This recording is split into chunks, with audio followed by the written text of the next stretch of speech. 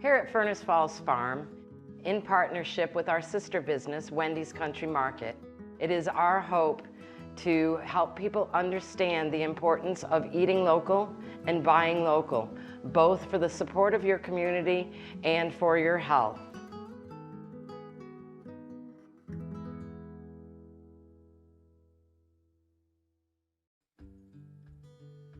I'm Chef Karen, and today we'll be featuring Ironwood Organics Red Fife wheat berries, cooked in 3 different manners to present an entire dinner. So Red Fife is one of the unknown delicacies of our area. Very few people know what to do with them or what they taste like. Most people, when you say it's a Red Fife wheat berry, are thinking it's a berry, kind of like a blueberry, where in fact it is a grain and can be part of your weekly or your daily meals as a substitute to white rice or any other type of grain. These particular wheat berries are grown at Ironwood Organics Farm by Chris and Mary Wooding. They're lovely. I use a proportion of 1 part wheat berries to 2 part water.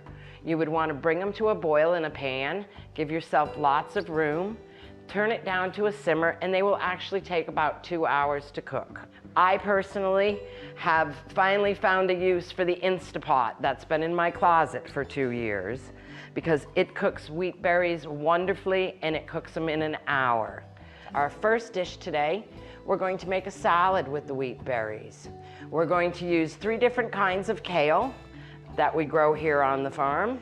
So with all kale, you're going to want to pull it off of the main stem, which is pretty easy. You just give it a yank, and then we're going to rip it up a little bit so that it's in nice small pieces for our salad. I like to take a little bit of cider vinegar, and this is from Hall's Apples in Brockville, and I like to massage the kale with it. And when I say massage, I really do mean massage. You really want to work it in. You'll feel the kale actually breaking down as you do this and become softer. Today with this salad, we're going to use a pumpkin maple vinaigrette that we sell at Wendy's Country Market this time of year. Today we're going to add into this salad some little squash bits. So this is a honey nut squash. It is a small version of a butternut. It is a bit drier, so it does very well for roasting and putting in a salad. We're going to peel it down. We're going to chop this in nice tiny little pieces because it's actually going to go in the salad. You want your pieces to be generally of the same size to make the salad look good and taste good when you're eating it. And we're going to put our little pieces into our bowl. We're going to use just a little bit of oil on that and some salt and pepper.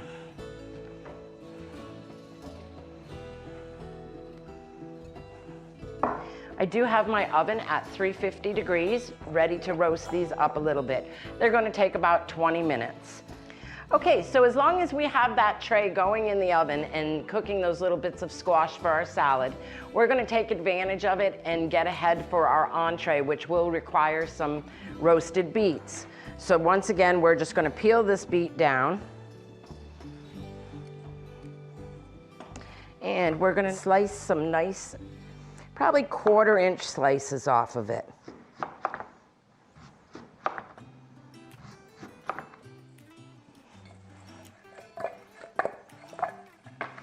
We're going to take this and add these beets right to this tray.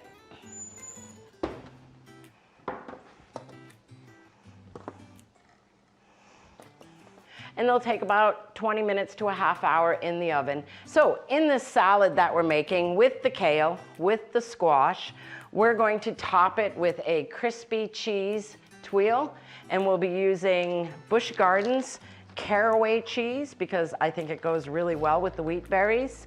And it's a really simple process. And we're just going to take it. We're going to use the small side of the grater. And we're just going to make a couple little piles. And we're going to pop this in our 450-degree oven. And it's going to be about 10 minutes. Also in our salad today, we're going to put some nice apples for a crunch. These are Max. And once again, you'll notice that I'm cutting them in small pieces again. You want it all to kind of work together as one cohesive dish. Now those are ready. We're going to go back to the bowl that has our dressing that's been resting. So, to this dressing, we are going to add our apples,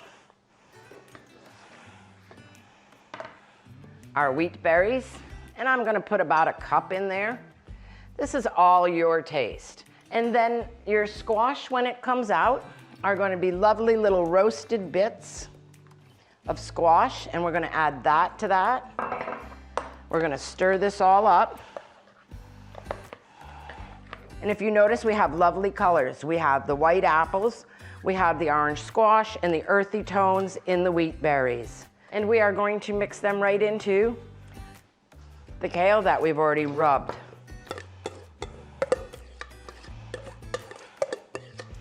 This is a very hearty salad. So we're going to go ahead and put this on our plate. Look at the beautiful colors. I like a lot of salad. So what I've got here is 2 chopsticks. I like chopsticks because these are square and they stay where I put them.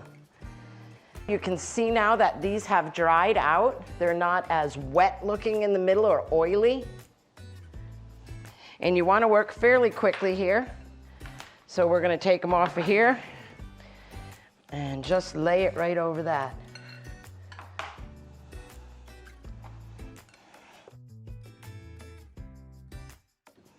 There.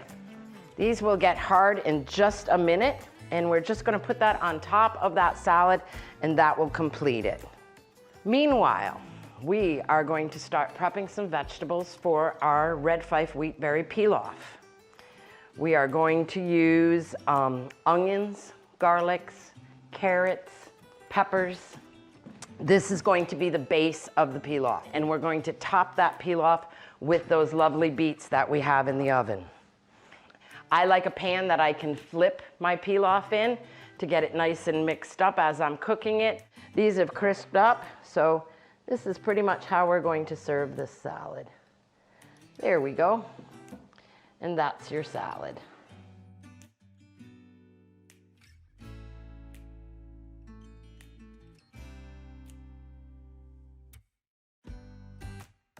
So for our pilaf, as I said, we're going to start some flavors building.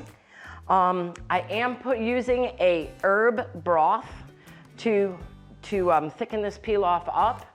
And the herbs I've chosen to use today in it are going to be oregano, rosemary, sage, celery leaf, and I do have some basil and thyme that's dried that I've put in it. Basically, you're just going to rip your herbs off, stem and all, because we're going to be straining it before it goes in our pilaf.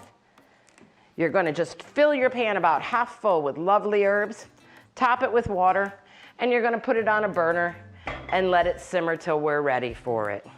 To get our vegetables started for our pilaf, once again, I'm trying to match the size of the wheat berries. I'm going to add a little bit of oil to my pan that's getting hot. And your carrots are your longest cooking item that we're putting into this part of the pilaf, so we're going to get them started first. We're going to put some onion in there. So when you're cutting an onion, you have the stem side, the root side. You go ahead and cut your stem side off, and then cut it in half, leaving the root end on, and peel your skin back. So you have the root end, your half onion, which already has concentric circles going this way. So we're going to take and put small slices with the point of your knife toward the root. The smaller the slices you put into it, and I'm not cutting all the way through the onion. I'm kind of making a fan. I'm almost going to the back of it, but not quite. The smaller the slices, the smaller your pieces of onion will come out. So you basically have done this.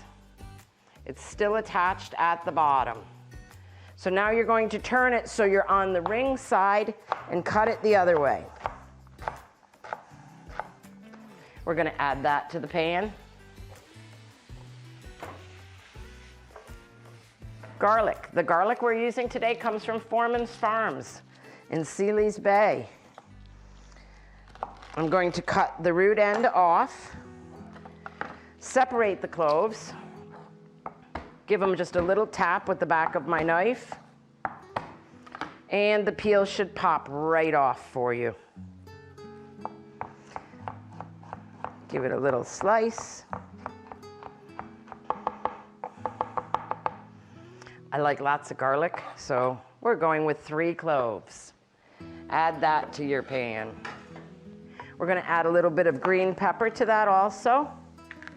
If you notice, I'm working in order of the things that take the longest to cook go in the pot first, to the peppers which are gonna cook the quickest will go into the pot last. If I had red peppers, I would certainly be using them, but they all went into the pepper jelly this week. Now the carrots are not fully cooked yet, nor the onions or the garlic. So I basically am just getting them a little bit browned up to bring out the flavors. And then we're gonna add our wheat berries to it. Once again, I'm gonna add about a cup a person, unless you're really hungry. And this is the lovely herb broth that I've had simmering on the stove. Takes a good half hour to an hour to get all the flavors out of the herbs. What we're trying to do here is reduce the stock down that's in with the fife berries and those veggies. We're going to keep adding a little bit to it as it cooks down to keep that flavor building and building and building. We don't want it to end up like a soup, but we do want it to be nice and flavorful. The beets that are in the oven are almost ready. We're gonna just take and make a little bit of a glaze for them with a little bit of cider vinegar and a little bit of maple syrup. This will add just a bit of sweetness. Not that beets aren't sweet enough, but it'll caramelize them lovely in the oven. So these have now come out of the oven, and you can see now they're done more because the spoon or the fork or knife will go right into them. We're just going to take this and add a little bit of this to it.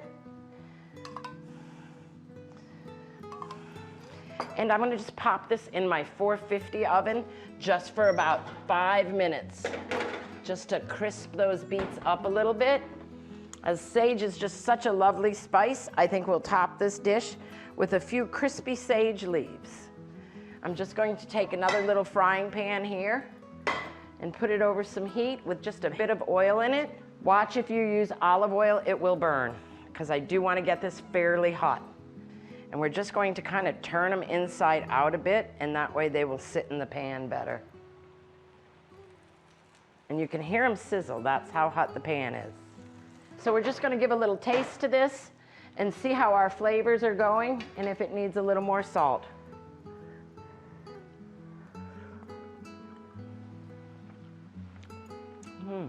I think it's pretty good. I'm going to take those little crispy sage leaves out and put them on a piece of parchment to cool. And so our glaze on our beets are done. You'll see they've just become shiny and a little bit crispy on the top. We're just gonna set those aside for a minute. Just waiting on this. You wanna cook this until all the moisture is gone.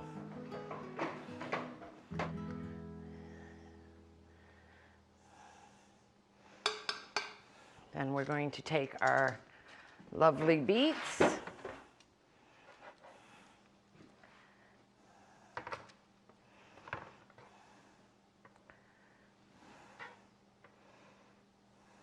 And a couple crispy sage leaves by its side. And there you are. Once your wheat berries are cooked, you have a quick, easy dinner that you can put together in no time at all. This is a vegetarian entree, but you could certainly top it with your favorite chicken or pork. It actually goes with just about anything.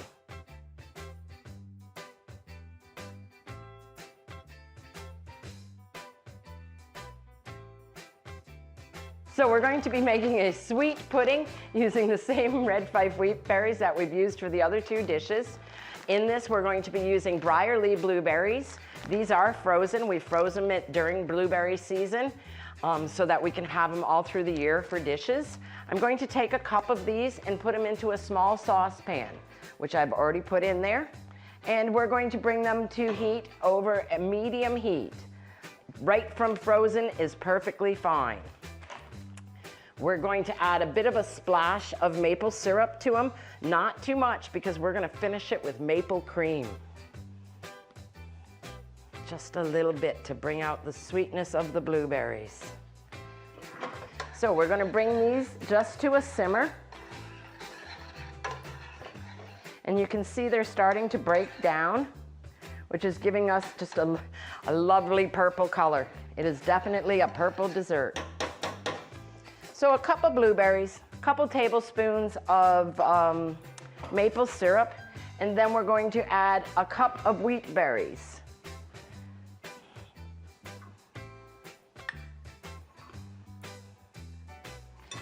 And we're just going to let that simmer. This is reminiscent of a little bit of a rice pudding, a little bit of a tapioca pudding, with a much nicer texture. The blueberries pair very, very well with the earthiness of the wheat berries. And then we're going to put a little bit of same Anton's maple syrup. They make a maple cream. We're just going to put a little blob of that on top and it'll finish off lovely. This would also make a lovely breakfast with a dollop of yogurt on it. And because your wheat berries are already cooked, you're basically just heating this up.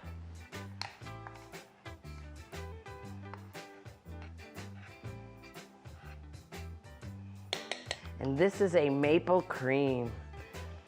You could eat it by the spoonful, but for this application, we're just putting a dab right on the top.